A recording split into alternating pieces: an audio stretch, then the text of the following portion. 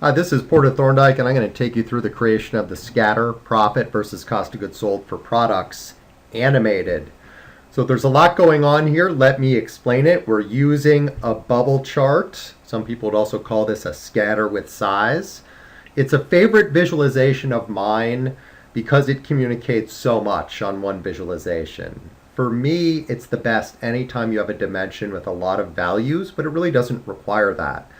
And I find it's also most useful when it's showing you dimensions with a lot of values, and each one of them would be a bubble, and it has a higher level dimension that allows you to use a color by.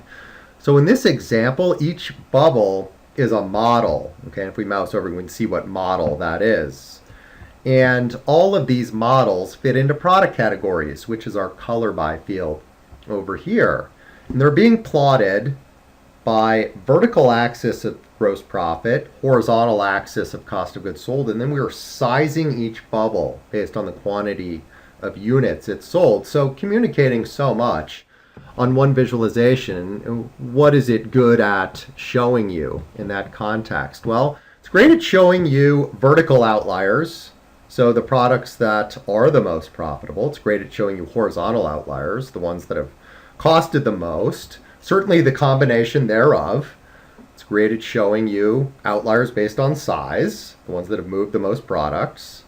It's great at showing you patterns by that color by field. So it appears to me that the computers in the camcorders, the greens, are the more profitable product line. And then it would also appear to me that the yellow media players seem to have a higher cost than the other models themselves. We've also activated trend lines on this, so we can see what average trend and pattern each product line is exhibiting. You notice most of them are going up. Lastly, we've activated time series animation. We want to see how this changes over time. And if we activate that, you will notice a couple interesting things. You notice some of these lines start pointing down, so really the data is changing, and we'd be interested in looking into that further. How would we create this amazing example? We're going to start in chart mode, and we're going to go to the Format tab, click on Other, and we're going to go to the XY plots area. We're going to select Bubble. Okay, now remember, it's looking for, bare minimum, it's looking for a detail field, which is what the bubbles are going to be. And like I said, I like dimensions with large numbers of values for this, but there is no requirement for that. So how about looking at all of the products as a different bubble? I'll drag that into the detail bucket. Now, it's going to look bare minimum for two metrics, vertical axis and horizontal axis. Remember, we used gross profit as our vertical axis. So we will see where all the bubbles fall on distribution vertically, but it obviously looks a lot better once you add the context of a horizontal axis, which in this case is cost of goods sold. Okay, so again, we start seeing vertical outliers, horizontal outliers. If we want to add the context of what product category these models fall into, well, we use the color bucket for that, and they fall into product categories. And so again, we start seeing some patterns based on the color.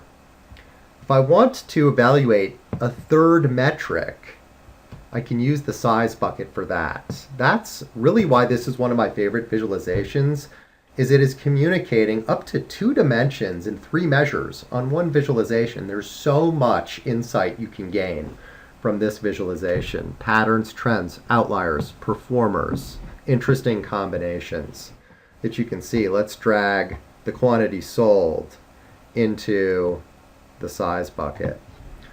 Okay. Now I want to activate those trend lines, and to do that I go to the Series tab.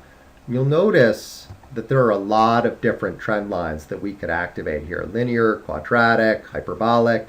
Let's start with the linear, and we'll see that we get a line based on each product category's pattern within the scatter plot.